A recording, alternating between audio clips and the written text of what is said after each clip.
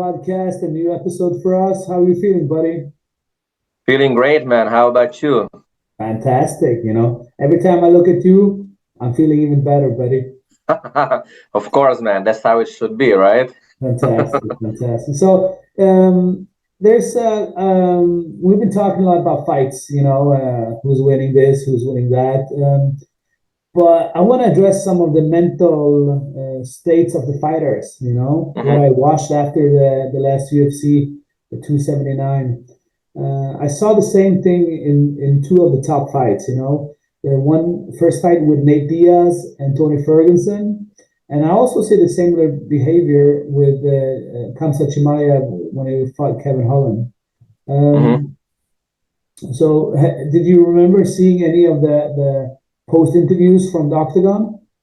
Yeah, of course. I mean, Hamzat's Octagon interview. It was crazy, but I mean that's what he always does. So it didn't surprise me. It didn't surprise me at all. Like maybe this time he was a bit more emotional because the crowd was booing him and everything.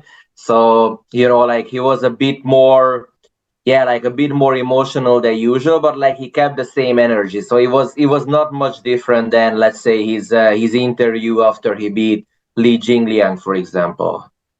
Okay, let me talk you through it here a little bit because I want to share the screen with you and show a little bit from the fight, all right? Yeah, what do you think? Let's take Nate Diaz, for instance. Do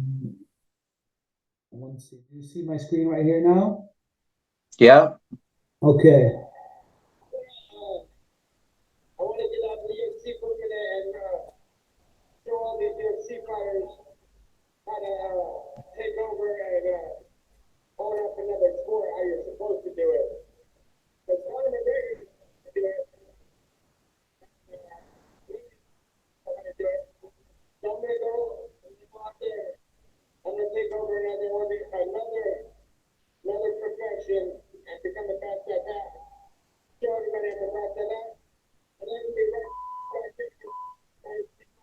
Okay.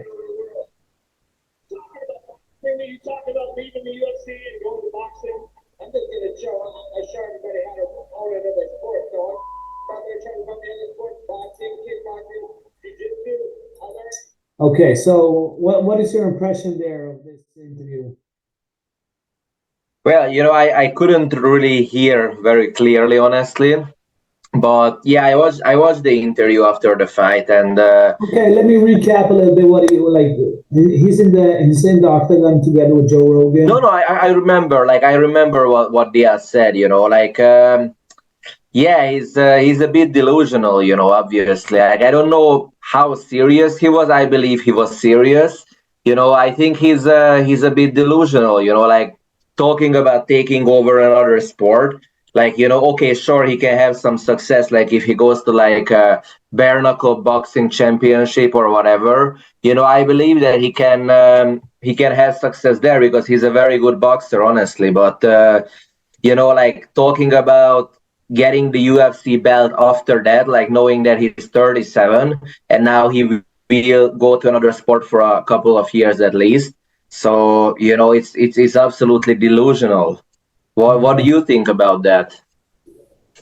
Well, there are several aspects to that interview, and the reason why I just want to recap it because if you didn't hear it that well, maybe some of our listeners didn't hear it as well either. So, what he's saying in the Octagon, he's saying to Joe Rogan, who's interviewing at that time, he's gonna take over another organization. He's gonna leave the UFC for a while, and he's gonna do what Conor McGregor didn't, meaning implying that he's gonna turn to boxing, take one of the good boxers out, and then return to the UFC and get a title fight.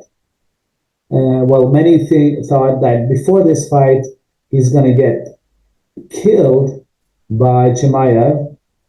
And that's another whole episode talking about the 24 hours changes to the fight card. That was just incredible. There were no penalties.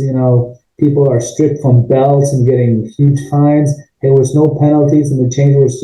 This is very strange. And even one of the famous podcasters got in a big argument with Dana White regarding that kind of card change because they were implying that here's something out of the regular happening in the organization of the Yeah. fights. But sticking to this post interview, it's like it's regarded as Nate Diaz's final fight of his career, right?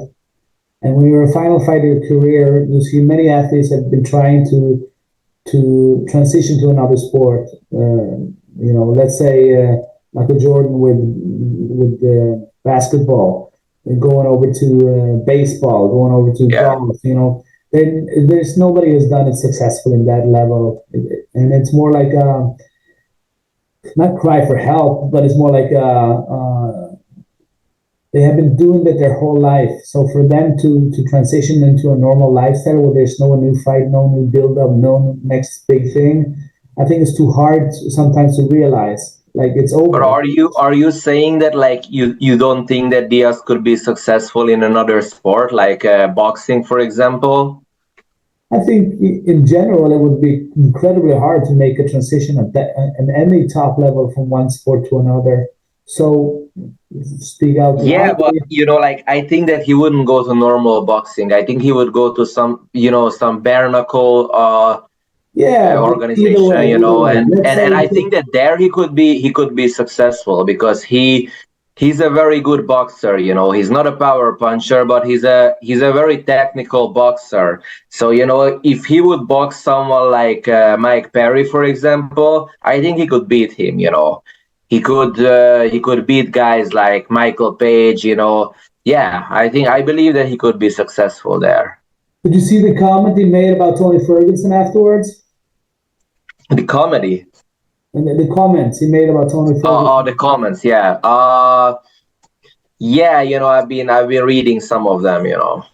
So he said Tony Ferguson should be a hundred million dollar man now, Yeah, right? yeah, I've read that. Yeah, My so my my, obviously they my have point they have a here is, lot of respect for each other. yeah, So that's which is fantastic. And now we're touching one. I think it's incredibly um, not likely that he will make a successful transition into another sports and just dominate that new arena. I think that's very unlikely. But let's say you did it, went over to bare knuckle boxing. Do you think that would be worthy? Do you think that would be a tactical good move from Nate Diaz? The guy, he's a funny guy, but let's fucking keep it real here. The guy, he sounds autistic when he's talking. He sounds like he's been hit by a truck. He's not articulate. He's slow. He sounds like a guy who's smoking weed 24/7 his whole life, right? And yeah, so but I'm that guy wondering, into I'm bare wondering knuckle that is boxing. it? What the hell are you thinking, man? Yeah, that's a different thing. Like if we talk about the health aspect of it, it's I don't think it's the good move, from the from the health point of view. But Okay, yeah, did you like see the for fight? Did you see the fight with Tito Ortiz and Chuck Liddell? yeah, I've seen that. Yeah, it's That was painful to watch. yeah, it was fucking painful. I mean, obviously, but that's a different thing though, because okay, Chuck Liddell was like I think 48 or 49 when that fight happened. So he was like more than 10 years older than Nate Diaz. So obviously he It was doesn't he was matter, fucking man. washed up at that time, No, man. but that doesn't matter. They're at the end of their career. Looking back, it's like what we talked about with the Eagle. Remember, he's going out at 29-0. Hmm. Right, retiring with respect, retiring with a sense of honor, retiring Hmm. with your health. These fighters have been fighting their whole life because they don't know anything else. Yeah, that's right, man. And, But I and really agree with the health point of view. Like for that's what Nate we're Diaz, talking about. We're not for talking Nate about Diaz's health. brain, like it's not good to continue. But I mean, for his legacy, it could be good. Like if you forget about the brain damage and all these things, then for his legacy, it could absolutely be good. Like if he goes to bare knuckle boxing, and he wins a couple of fights there, then he would get even more respect from the Adam, fight. did you hear what you just said? Yeah. If we forget about the brain damage about it and focus on the legacy, it could be a smart move. It will be a stupid move. Let's look at any other top performing person in their genre. Let's say 50 Cent. What does he make money off? Rap music. Yeah. Did you know he became a multi-million-dollar millionaire because of selling vitamin water? I did not know. No. So the main income of him is his investments. He said early in his career, if I'm doing shows, I'm getting paid. If I'm not doing shows, I'm not getting paid. Mm-hmm. So my money don't work for me. So he understood early that he needed to put money away in investments, right? Yeah. And that's what I'm talking about. These guys, there's a certain limit, and there's a certain limit of opportunity of window in their career. Number one, for what the body is able to produce in performances, but also what the public are interested in seeing. Like I don't want to see Chuck Liddell fighting Tito Ortiz. It's just painful to watch. I don't want to see. It was certainly. Yeah, I don't want to see Nate But Diaz. I don't think the same about a Nate Diaz fight. I mean, I would love to watch Nate Diaz in bare knuckle boxing. Yeah, Because he's not as that's washed where up we as Chuck disagree. Liddell. So Well, that's where we would disagree. And this post interview, the Octagon just tells me that the mental state of him as a fighter is not ready to retire, right? mhm. And his performance with towards Ferguson, it was a good performance. He didn't take a lot of damage. Ferguson took a lot more damage than he did. So, of course, but it's about retiring with dignity, and it's a famous thing. Anybody was how many boxing fights have you had amateur wise? For me, Yeah, yeah, I had a couple of fights. and have you had any tournaments when you're doing the Brazilian Jiu-Jitsu? Jiu-Jitsu tournaments? No, I never had. So the point is, when you're going through this kind of fights, going through this kind of stuff, it's about understanding where your limit is and kind of retiring with respect towards yourself and your career and the whole sport, right? And it's a mental approach to it that it's a really difficult to handle, especially as a fighter, because it's so much part of you. It's not like retiring from a job or retiring from another profession. It's how you see yourself through the world, right? So it's so difficult. And when I'm listening to these people, the margins are so small between getting knocked out, getting physically really badly hurt, and also destroying your legacy. Like seeing Chuck Liddell doing that fight, it was like, Jesus Christ, these youngsters are gonna remember you for like this. This is how you want to be remembered. This old guy who doesn't have any reflexes, is a little bit chunky. Yeah, I agree. I agree with you. I agree with you. Like he shouldn't have done that, but obviously, he did it for the money. So that's very clear that he did it for the money. But I mean, talking about like post-fight interviews, like what's even more scary than Diaz is Tony Ferguson, right? Because from Diaz, like it's kind of expected to do these kind of interviews. Like, he called out Francis Ngannou and all this kind of shit. So with Diaz, I wasn't so surprised, but with Tony Ferguson, it was so crazy, man. Like he's on a 5-fight losing streak.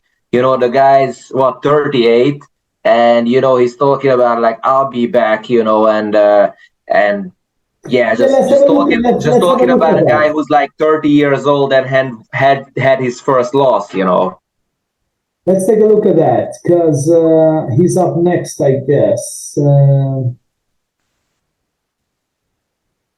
I didn't have that clip, but yeah, what I saw in that clip with Tony Ferguson, he says, I'm coming off of this loss, but I'll be back. But we're missing my daughter's baseball game because of this fight, and I'm Yeah. really looking forward to spend more time with them. But I'll be back. I'll get the. So even Nate Diaz, even Ferguson, these guys are talking in an inconsistent way, Hmm. right? They're saying like, yeah, I'm gonna rest. Well, I'm gonna go to fight camp. No, I'm gonna sleep. No, I'm gonna work out. It's so contradicting statements that, and I understand the emotional part of it. But when it comes down to it, if you look at other athletes from other sports, like Haaland in the soccer world, a young, upcoming, big guy, scoring a lot of goals, breaking a lot of records. Every time he's being interviewed, calm and collected. He's Hmm. not surprised of his own performances. When he scores the goals, he doesn't go nuts, tears off his shirt, and just screams to the audience and wants Hmm. to. No, he's expecting exactly what he's been visualizing.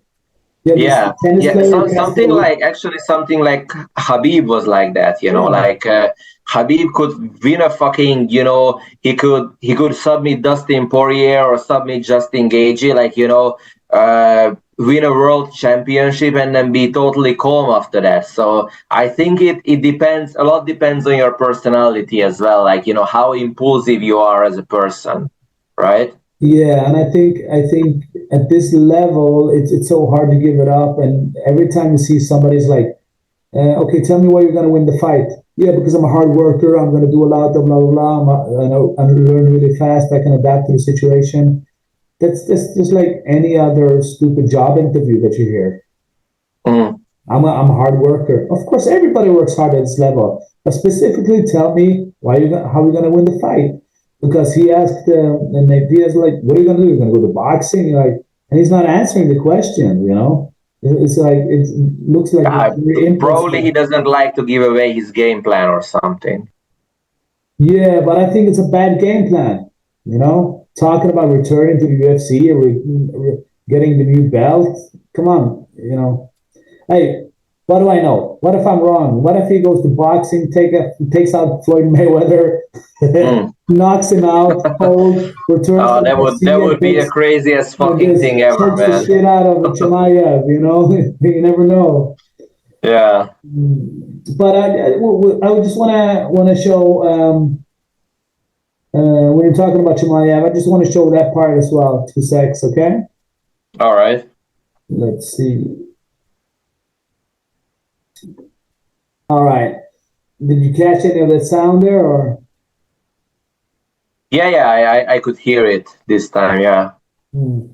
Okay, so what I'm taking from this is, yeah, you're gonna kill everybody. You're a bad Chechen guy. Everybody in Chechen is like really hard people. But let's break it down. Why didn't you make weight? I'm gonna kill everybody.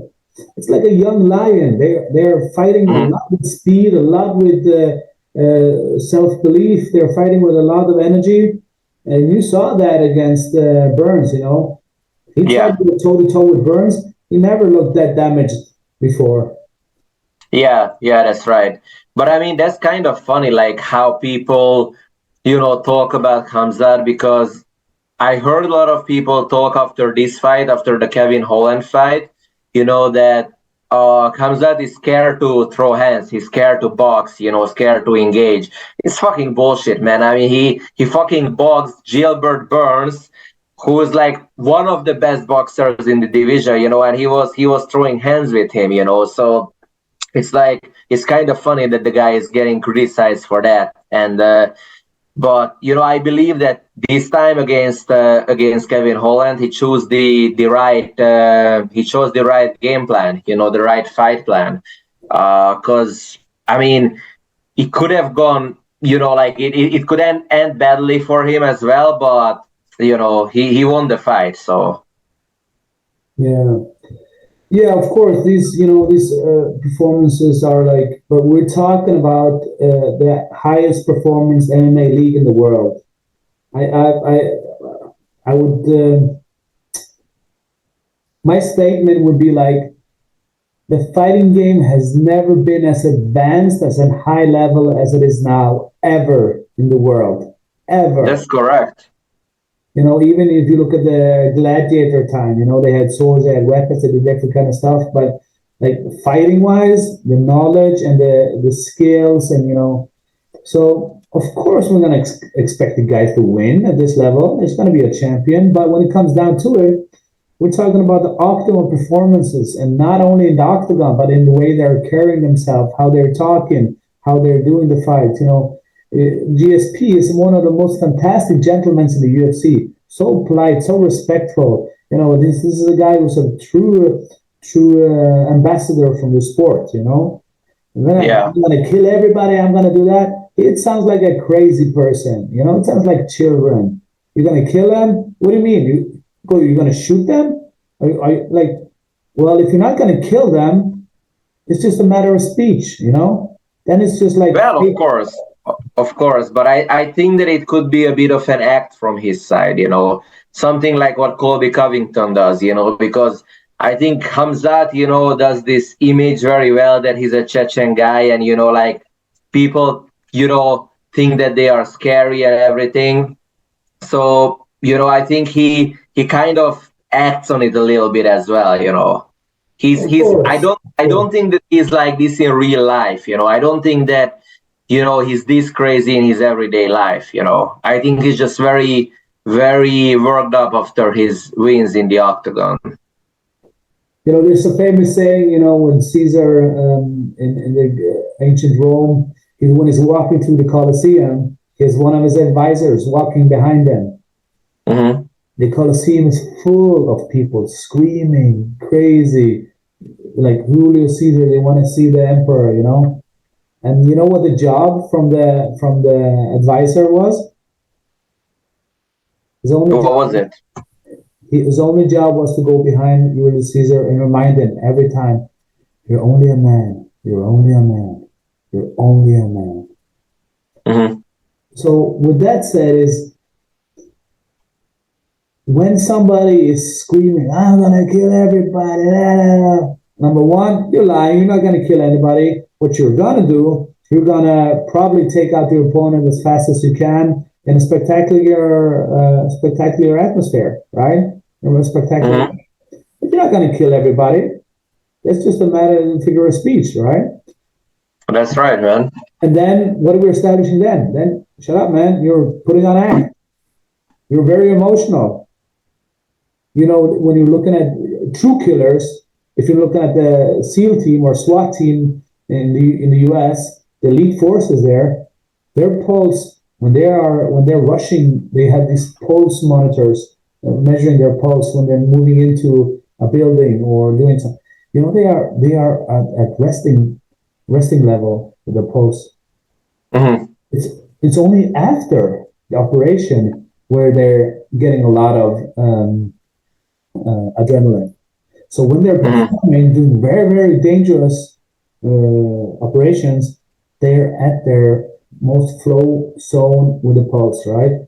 What I'm seeing is a young guy who's hyped down on himself. He's telling lies. He's just want to make most attention, and it's very childish, I'm judging a lot here. Right? But just be aware. Yeah, you got a point about that, of course. Like, and you got a point because, like, if some fighters act like in a very calm way, that's more scary sometimes. Like, Exactly. Did you see the face-off between Wanderlei Silva and Mirko Cro Cop? Yeah. Yeah, that was fucking crazy. And Mirko Cro Cop, he's a real killer, by the way. He's in the fucking Croatian Special Forces, and he's a real killer. And he was totally opposite of Kamzat. He was always fucking calm, and cold.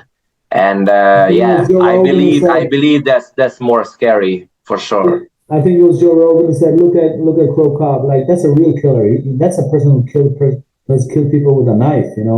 Yeah. And that's if I'm screaming in the streets and they're like, I'm gonna kill you, and then this guy comes over towards me and I just smack him with everything I have in his face, and he just still like lower his forehead, looks against me. Okay, now then Jesus Christ, he's not going to get crazy. He's not gonna act out. He's just gonna rip one of my limbs off, right? Yeah. So that's what I liked about Khabib. He was so calm, collective. Right, send location. He didn't care. Camera, no camera. Money, no money. Send location.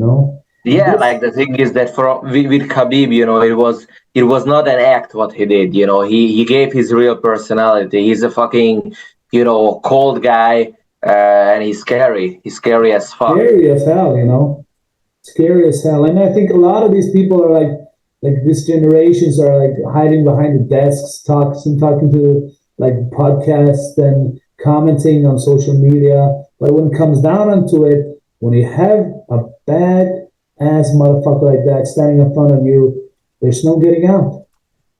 Like when he's put that rear naked choke on Conor McGregor, like when he put that around his jaw, he was ready to break his jaw. Yeah, of course. And Like, he didn't want to let go either. Like, yeah. did you see it? Like, I think it was Herb Dean, the referee that time, and yeah, like he didn't want to let go. Like Herb Dean literally had to, work it off. Hands from Connor's jaw. So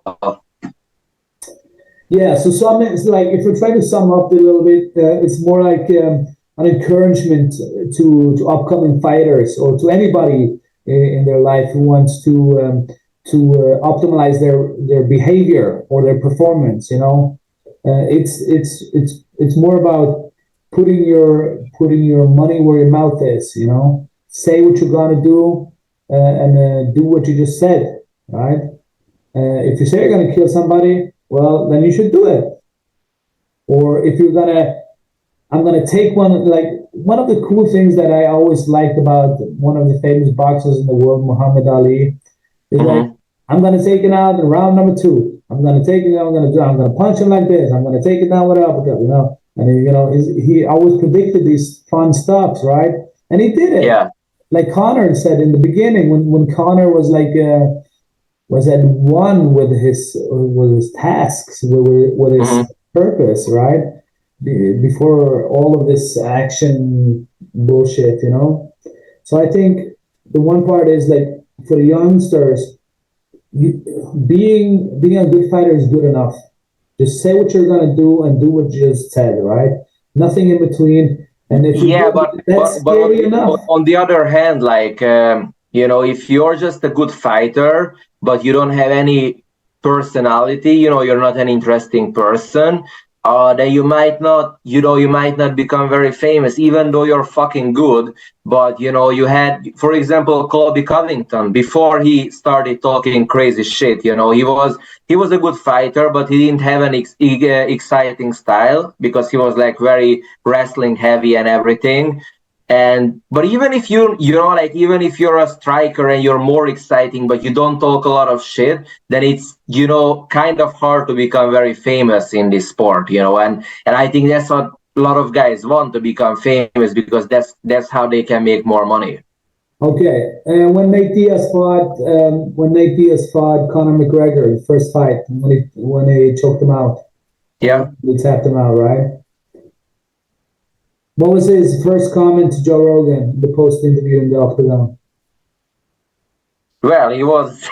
I think everybody knows that, right? I'm not surprised, motherfucker. That's what exactly. He said, right? Exactly. He was relaxed about it. Nobody expected it. He expected it, and he did it, right? So I think you can create your own brand. You can create your own personality. Khabib never spoke ill of anybody. When he's been talking about, what do you think about Conor McGregor now? Well, I don't want to talk about his mental state of mind. This is bad stuff. It's going to be a fight. We're going to fight. It's going to be like this, right? So even in the AC, what is it called? ACC, and the grappling tournament, the biggest one, right? And you have this top notch. I don't remember his name now. He's been on Joe Rogan's podcast as well. Does a lot of these, and he's like the top number one Brazilian Jiu-Jitsu no-gi fighter. There's no. Oh, that's Gordon Ryan, right? Gordon Ryan, yeah. So the same thing. He builds his brand. He's a little bit cocky too, but still, he's backing it up every time. He's saying what. Yeah, but that's the thing, that he kind of has this like very confident, like a bit cocky personality. So So that's the thing, that you gotta have something like either with your fighting style or with your personality, because the thing is that, like if you're just some average fighter from America, let's say, because they have a lot of fighters from America, and like you don't have anything special with your personality, like you can be a good fighter, but the thing is, it's gonna take you a very, very long time, to become famous with this.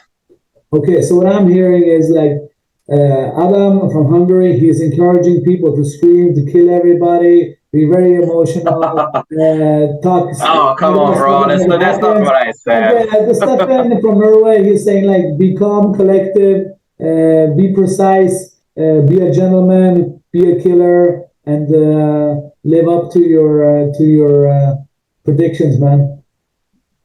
No, I mean, what I just said is that I understand like why guys act, a little bit sometimes. Yeah, but in soccer you have hooligans. You are attracting kind of a lesser intelligent group of supporters, right? And fighting will also do that. Wrestling does that. But I think we have a responsibility to be a little bit educated, to be a little bit smarter, and view past that kind of animalistic behavior or kindergarten attitude. Guys, Mm, grown-ups, lives are on the stake here, right? Be respectful, go in with mm, a fierce attitude, but don't talk all this stuff. Just back it up, be funny, have some good mm. comments, give them a hug. It's all about, there's so much mental pressure in this game. So when it comes Yeah. down to it, be nice to each other. People are going through a hell of a lot in just a normal life, and I cannot even Yeah. imagine how it is for those fighters. I think actually Kevin Holland does it the right way, because he's just giving himself, but he has a funny personality, but he doesn't do any fake things like Colby Covington, for example, so he just gives his own personality, but he has a kind of funny, interesting personality, and that's why he's famous now. Okay, so let's sum it up. It's all love and peace until it's fight in Octagon, then it's a war, huh? Well, All right, I'll talk to you later, and thank you for talking today, Alan. yeah, it's a pleasure, man. Peace out, buddy.